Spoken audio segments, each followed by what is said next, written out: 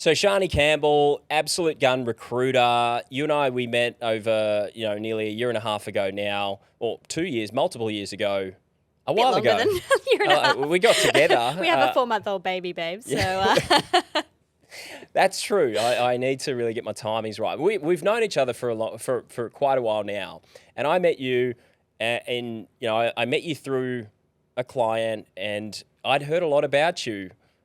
Your reputation in recruitment had preceded you.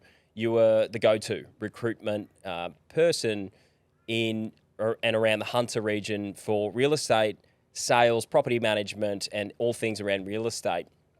And so since getting to know you, you're like an encyclopedia of recruitment and HR and just, all things employment. So today's episode, I really wanted to dive into building a team. A lot of our viewers and a lot of the people that listen to this podcast, they're building a sales team, and it's not easy to build a sales team. And there's a lot of things that can trip you up, especially now with the things the new government is bringing in. There's a lot of problems that a business owner can run into. So I really wanted to unpack the key steps for building a sales team.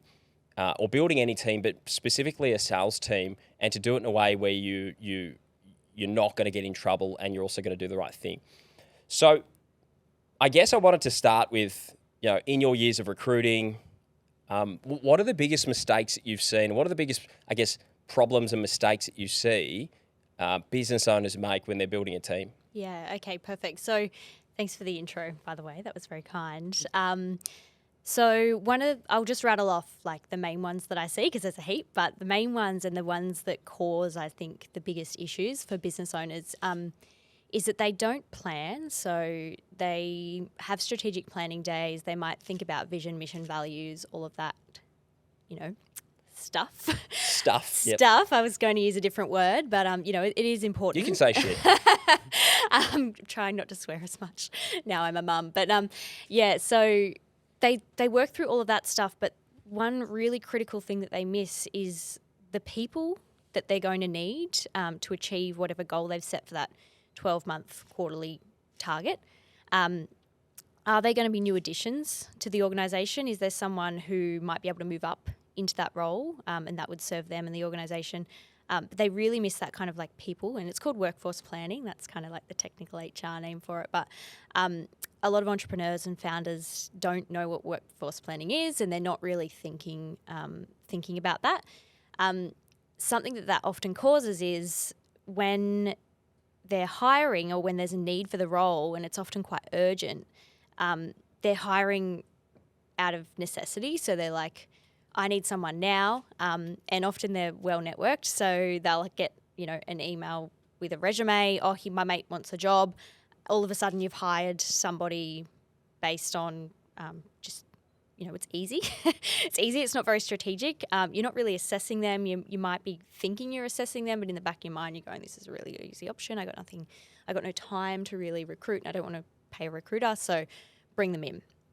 Referrals hardly ever work. I've got a lot of friends in recruitment. I've done a lot of recruitment myself, and I would say anecdotally about 80% of the time referrals don't work out for lots of different reasons, but that's another really big mistake that I see.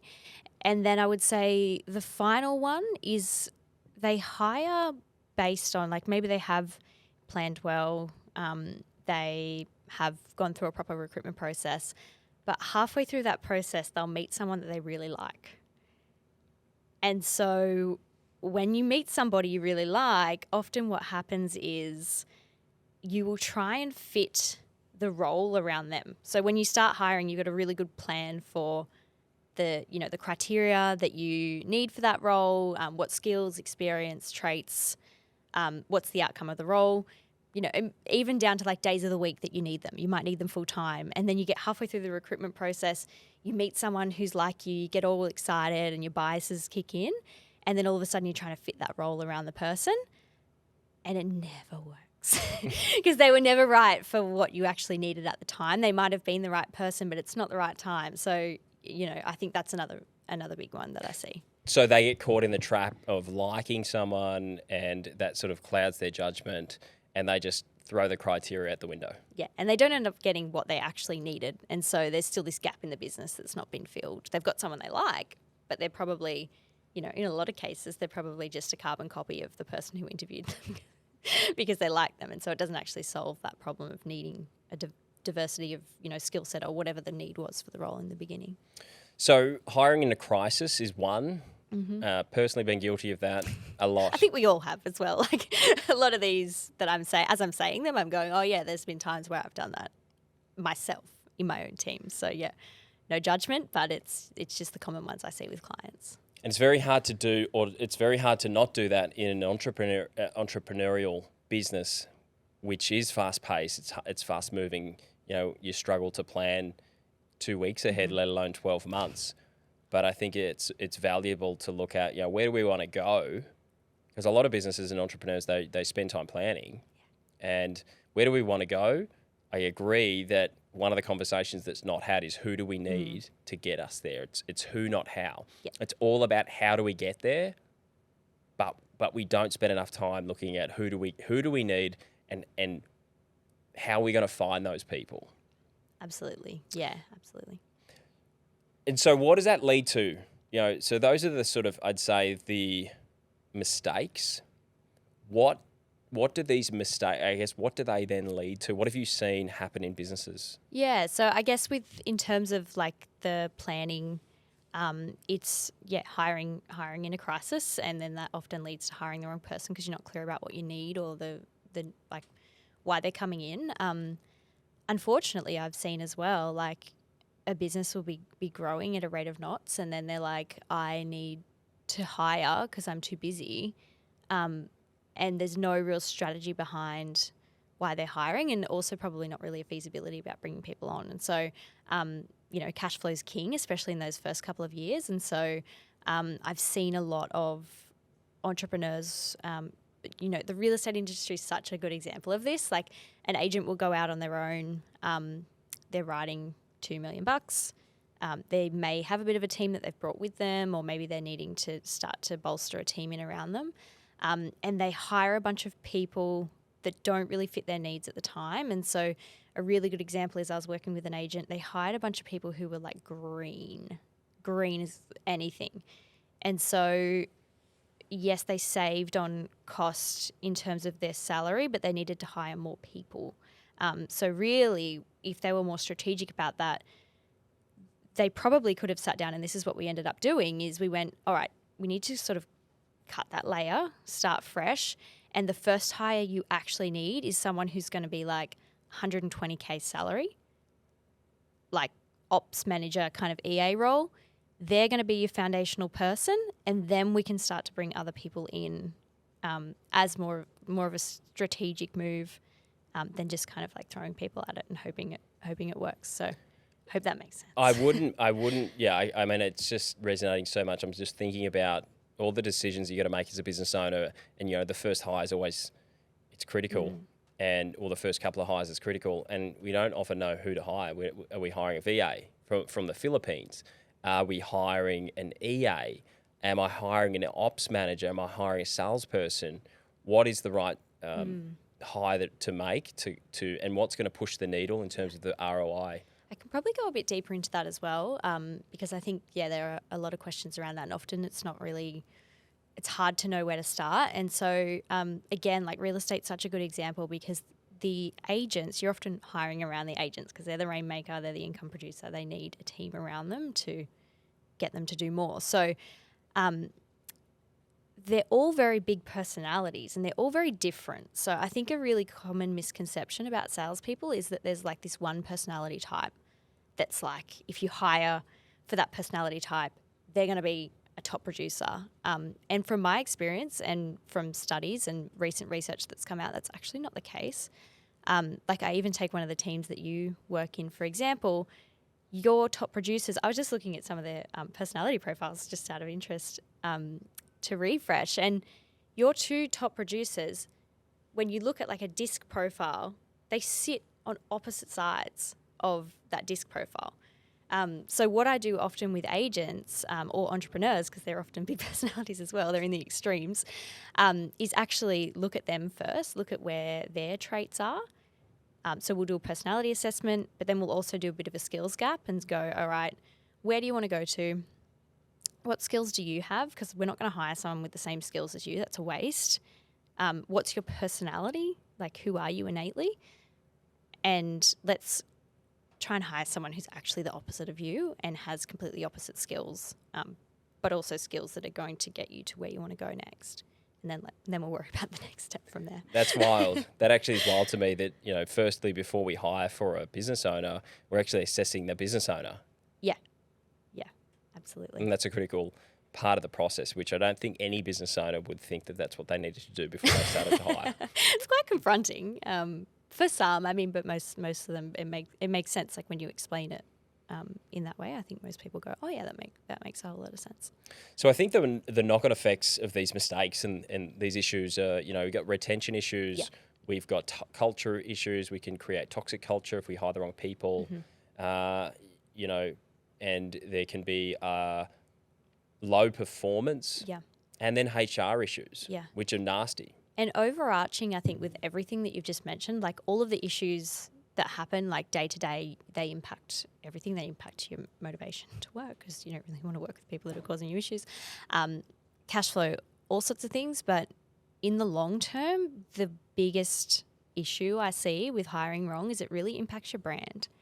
And so the easiest way to recruit is to not have to recruit. It's to have people coming to you going, I really want to work for you because I've heard that you've got an amazing team. Like winners want to work with winners. And so you want to create a brand that's really attractive. And there's an old kind of HR word again that's called an employer of choice. Like you really want to be positioned as an employer of choice. So people are calling you up and saying, I want to get on the team. And you're saying, well, we don't have a slot right now. So basically sit on the bench, which you do in one of your teams, because that's where you've gotten to, which is super impressive. But yeah, you want to basically have a bench of people or a talent pool that you can go to and go, all right, I'm going to give you a chance. But it's a chance. Like you're not on the team yet. You're not like, you're not in. You've got to earn it. Yeah, you've got to earn a starting position. I think a question that, you know, a business owner should ask is, do I have inbound applications? Do I have people coming to me asking to work, and what's the quality of those people? So let's talk about principles then. Let's talk about what to do and how to fix these mistakes and really what business owners need to do to recruit well, because recruitment's so key in business. What would you say are the fundamental principles? Yeah, so planning. So like planning out the actual role and the criteria. So before you start recruiting, just getting really clear on like what are the outcomes that this role is responsible for producing. And then you can kind of work back from there and go, well, if they're responsible for producing these outcomes, these are the skills they're going to need. And for them to endure in this role, what type of person would enjoy this work? Because that's really, you know, what it comes down to. So when we think about personality, it's you can adapt, and we'll get to that probably a little bit later. You can adapt, but over time, if you're working in a role that kind of pushes you too far outside of your personality regularly, that can be really draining and your energy can really dip. So, just getting really clear on what that criteria is. Once you've started the hiring process and you've got candidates coming to you, it's really important to assess the individual first, and this is how I always operate. People might operate differently, but, you know, seems to have worked quite a lot for me and my clients. But you need to look at every application as an individual first, kind of forget your criteria, and just go through like, okay, we're going to assess the person. And the person is, what are the things we can't really change about this person? And the first part is their experience. Their experience is their experience. What they've done is what they've done. You can't change it. Their motivations. You can influence their motivation, but they're moving jobs for their reason. And so you've got to be really clear about that. Then we go down to skills, like what skills do they have? Skills you can train, so it's not as important, but depending on, where it fits into your strategic plan, it might be an important one for you. And then we look at traits and attributes.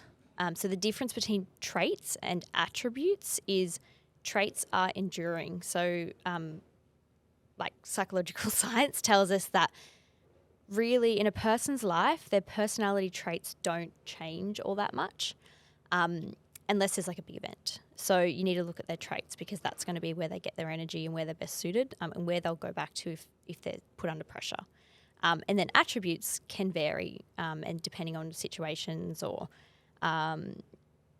or they may, some people you see in the workplace, they've got like these certain attributes that are really masculine and driven and they can get shit done. But then in their personal life, they're really, really laid back. Look at that. And then thirdly is, once you've assessed that, so then you need to kind of like go back to, is it a match with what our criteria was? And that's how you select. The third step that a lot of people forget about, I think, and it's a really, really important one, in Australia anyway, we have a probation period. And so a lot of people just go, well, I've picked this person, they're in. They were the best candidate at the time and now they're on the team and so that's enough. And it's not enough. So the probation period is really important because it's kind of like a two-way trial period. Like you're both checking each other out. And so roles can adapt and it's really great practice to, whilst you're in that probation period, so whether it's 3 months or 6 months, be having regular check-ins. And those check-ins go a little like, how are you finding the role? Is it what you expected? How are you finding the company? Do you feel like you're a good fit? And then, assessing how they're tracking skills-wise and results-wise as well. But you really want to be having conversations about how they're feeling because you might find like you're super frustrated with this person. It's not really working out. And if you give them that opportunity to voice how they're feeling, often you'll find they're feeling. It's a match. They're feeling the same. And so it gives that opportunity to go, it's been great. We thought it was going to work, but it didn't. Maybe a different time in the business will be better for you or a different role. Hey guys, I hope you're enjoying the podcast so far. If you want to get in touch with us, go to the Closers Dojo on Facebook. This is a Facebook group, free Facebook group for anyone looking to sell or build a sales team. We do sales trainings in there. We share a lot of resources. I'm sure you'll get a lot out of it. Yeah, really, really clear principles. I think I've heard you before categorize them into sort of 3 sections. I think there was the person, was it skill set, and what was the third? The fit. The fit. Okay, so person, skills, and fit. I mean, I want to get tactical here because I'm thinking myself just with recruitment. I think sometimes I'm guilty of just winging it. You put an ad up. I might have a JD that's sort of thought out but not complete. And then I get, you get applications. And I'm sure like any business owner, a lot of business owners, especially small business owners, they put a job out up on Seek and then they get 100 plus applications and they're so busy to screen. And so often they don't screen properly. And I'm guilty of this as well. You don't always screen. You don't say. We work in the same office for anyone who's listening. So Chris is saying this and I'm going, yeah. Yeah, yeah, I watch you do it's that. It's always nice to put your hand up when you are, to be a bit self-aware. But yeah, a lot of business owners have this problem where you're so busy through the day and you've got this extra thing, this project, this recruitment is a project, takes time. And not only recruiting properly, like screening properly, or organising interviews, knowing what to ask, knowing what to interview for, being effective at that, making sure you don't make a mistake. And then, of course, onboarding and hiring and all of those things. So it's time consuming. And, nothing will cost a business more, I think, than a bad hire, especially a bad salesperson. It's so costly.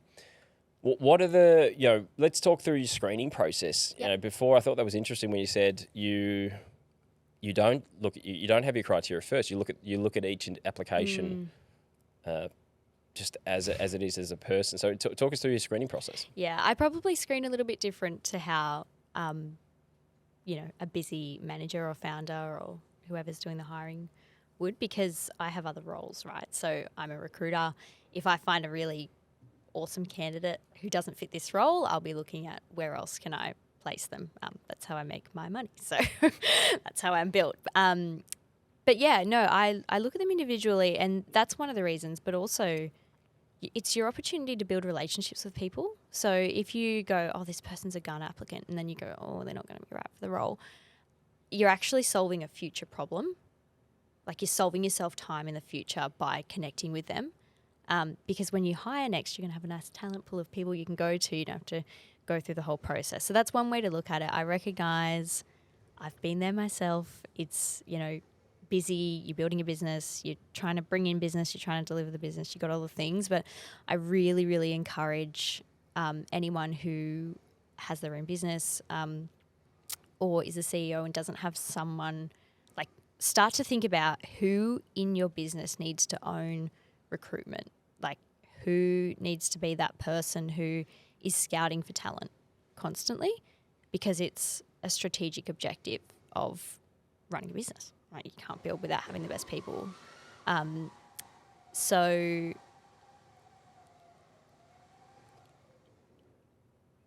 What is that? oh god. So it's a strategic objective of having business. So if it's not going to be you as the founder or the CEO, who's it going to be? Who can you trust with that? And that person needs to put time into it. So yeah, I assess. I know what you're wanting me to get to, though. You're wanting me to get to, like. Well, I think that's important. Manage your talent pool. Think for the future. Yeah. Don't just look for the one hire for this one. So every time you advertise or you get recruits, it's a chance to build up a talent pool. Yeah, but also there's some things you can do to save yourself time, like ask for a video, ask for a cover letter. If people can't follow that instruction, and you've got 300 applications, this is me right now, like 300 applications in my inbox. And if people can't follow that instruction, like, thank you so much, we're going to respond to you, but not right now, because we've got, 100 people who are like, they've really put the time and effort in. They've followed the brief. Exactly. They've read, they can follow instructions. They have attention to detail. They have, like, the respect and energy and motivation to actually follow the process. So ask for a video, especially if they're in sales. Like, what can you tell from a resume if you're hiring a salesperson? Not fucking much, unless they put, their past sales results. Yep. But even that, you've got to do a reference, because they're probably not People telling bullshit. the truth. Yeah. So yeah, ask for a video. Something really cool that we've implemented recently. And to be honest, when I was hiring back in real estate, I didn't really have the time or the skill set to do this. Which is why I used to send all my candidates to you to do call reviews and role plays.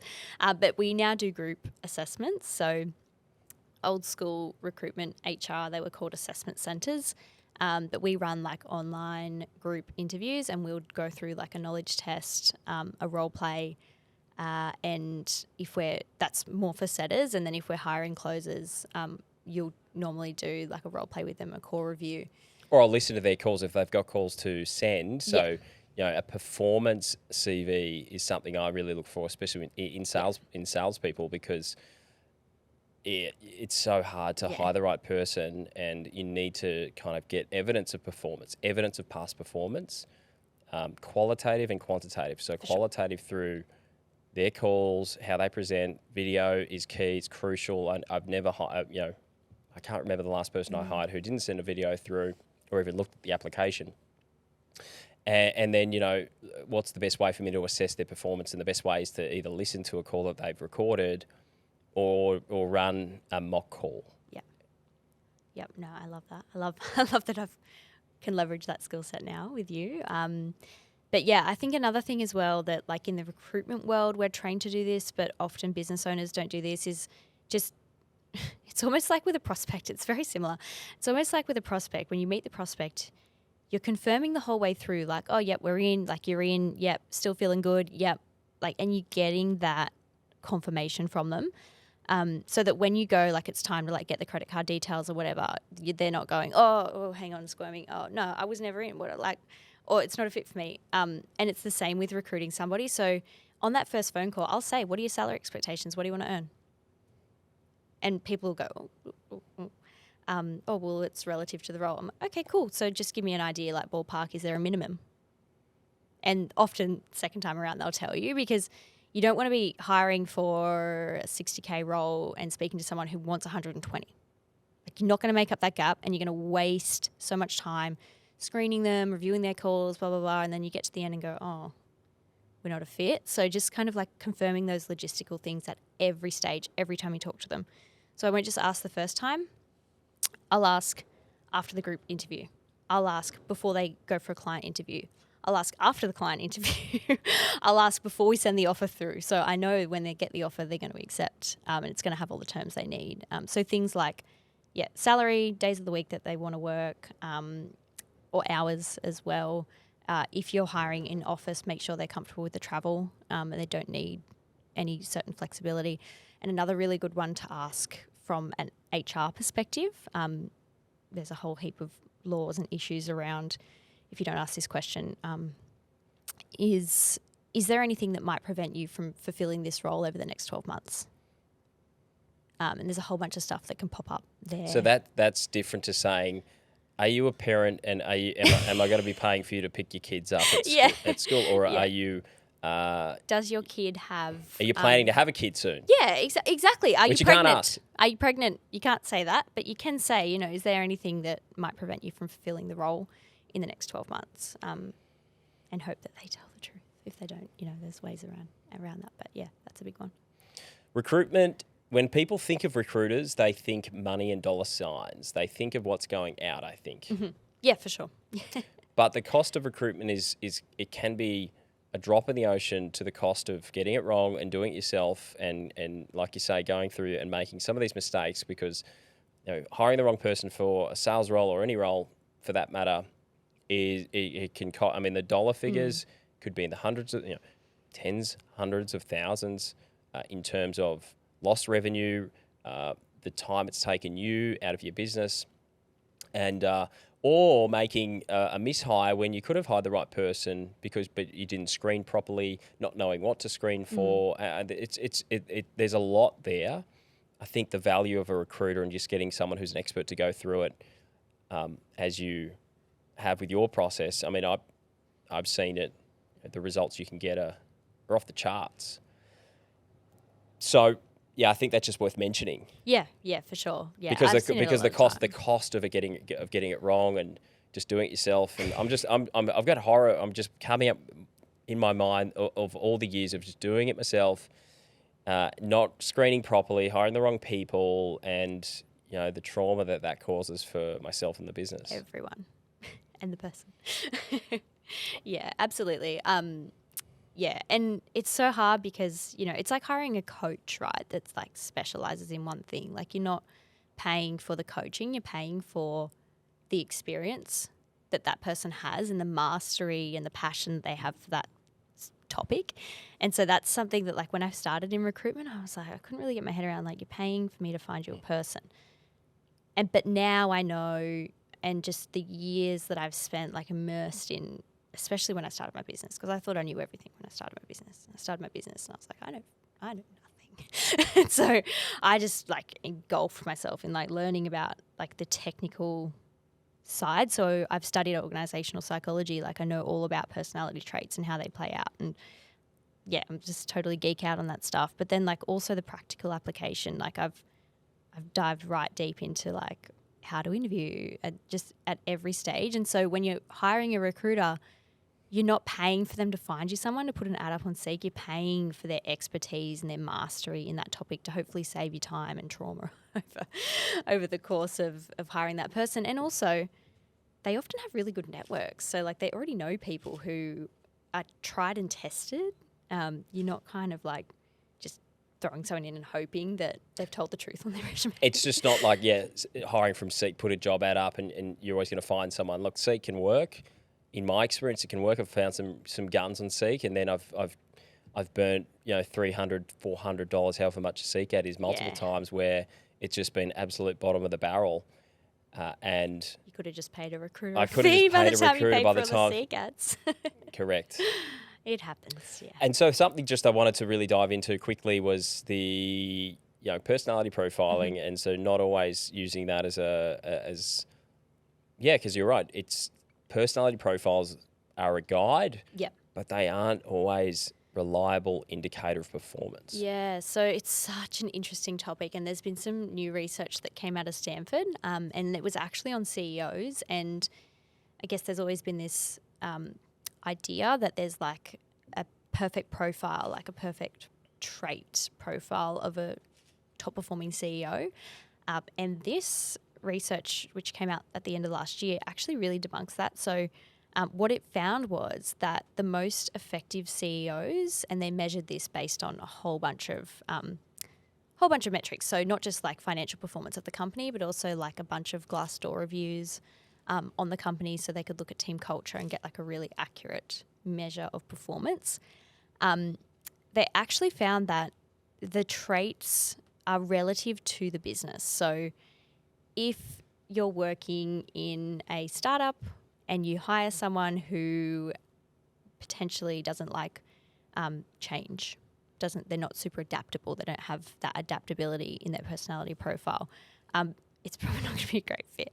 And so that's basically what they found, is like it's all relative to your business. So I think, again, like the really good measure of success is getting your team done, like getting your top performers and your best employees, getting profiles of them. And the other thing you can do with this is a really cool exercise, is like with what we use, the Reach profile, is you can map them all out on where they sit, and out of that, everyone gets a really good understanding of like the best way to communicate with each other as well, which is just an added bonus. But what you also get is you get a bit of an idea on like which parts of your organization have commonalities in their traits, and are there some areas that sort of show up as commonalities that you need to look for in future employees. The second part to the whole personality profile thing, and something that's probably a lot of people don't understand, is like personality traits, they endure over time, whereas EQ is separate. So EQ is how you adapt. It's that's part of how EQ shows up. It's a really important part, is how you adapt to other personality profiles. So when you're hiring salespeople, you want them to have really high EQ, unless they're dealing with all prospects that are going to be the exact same as them. Very unlikely that that's going to happen, because often, there's a husband and a wife. They're not often the same. So you want to make sure that you hire someone who's got good EQ and good ability to adapt to different personality profiles, personality styles. And yeah, that also plays out in the team, I guess, as well. You don't want someone who's got like no emotional intelligence and just pisses everyone else off. It could be the most important thing to test for and For sure. assess for EQ. And before we wrap up, I wanted to how do you test for that? Well, we use a tool to test for it. So we use a tool called the Reach profile, but I don't just use the profiles. So I also, another big reason why I'm so strong on doing references is I use references to check off how the person's profile actually plays out in the day-to-day. So I'll look at someone's profile, I'll look at the job they're about to go and do, or that I'm assessing them for, and then I'll develop my list of questions based on that to ask the reference, because what I really want to know is, does the person perform or behave in a way that is in alignment with what I'm looking at? Because if not, then there might be a bit of a gap, but often they do. And how does that play out in the workplace? Because it can show up so differently. Like, I've got the same profile as a lot of people, but how I show up is going to be different because people are so individual. So that's where you use the references to confirm how the behaviour plays out in a work environment.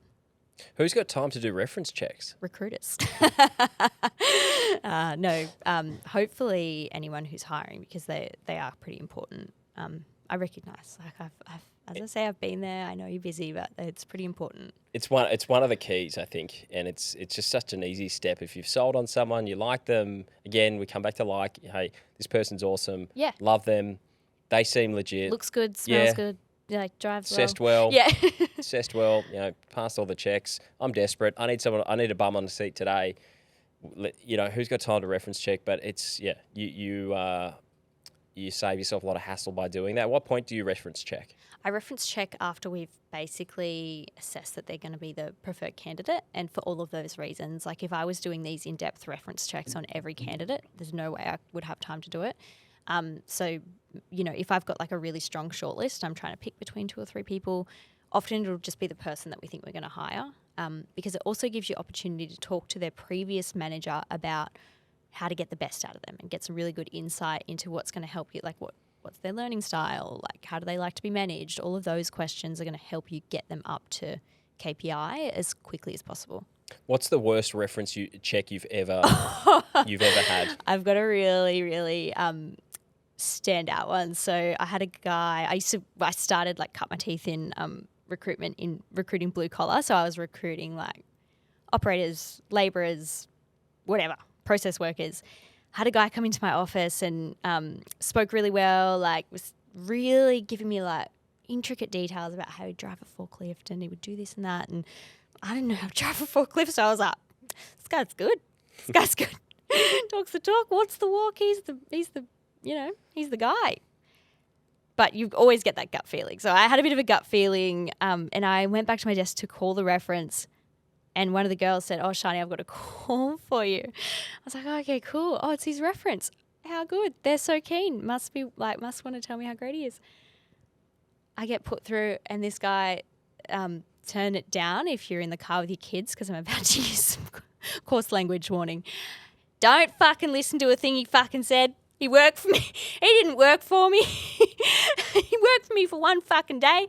He didn't do anything. He didn't drive the forklift. He's going to tell you he did, but he didn't. So fortunately, this candidate had gone and called this guy and said, "Someone's going to call you for a reference and tell them all of these things." And he was like, I'm not telling them then. So that was probably the worst one. I was like, "Oh, okay, thank you, sir." And there's been times, though, I'm sure there's been times that you've sort of gone through the whole process, got to the reference check, and then you've gone, this person's not the right fit. Yeah, I have. Yeah, there's definitely been times. Or not the right fit, or, okay, we're going to need to do some extra work in this area. Is probably more common that happens, where I go, "Oh, okay, yep, they're really good at this and that aligns, but there's a bit of a gap that we weren't prepared for, but at least we know." So, as a recruiter, I think sometimes you can have the blinkers on. You want to, I guess not you, but I think just in general, you want to get someone hired. Oh, no, that's been me.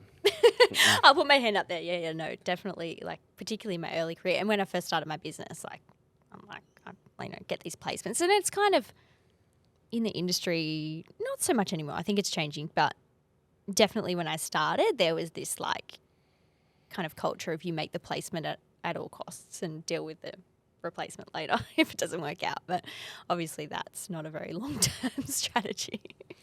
So just in summary, to wrap up, talking to business owners here, business owners and managers, people who are recruiting, building a team, could you summarise the main tips for them if it's to do it themselves? For sure. So plan.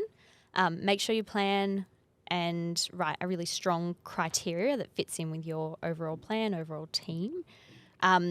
When you are screening, make sure you're looking at the person first, and you're screening based on motivation, experience, skills, and then attributes and traits.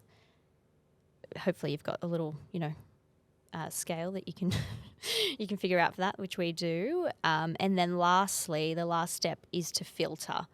And what you want to filter with fit. So you filter for fit. And the fit is, how are they going to fit the role? How are they going to fit in the team? And how are they going to fit in the culture of my business? And they're the 3 steps. Love it. Thanks for so that, much. Sharni.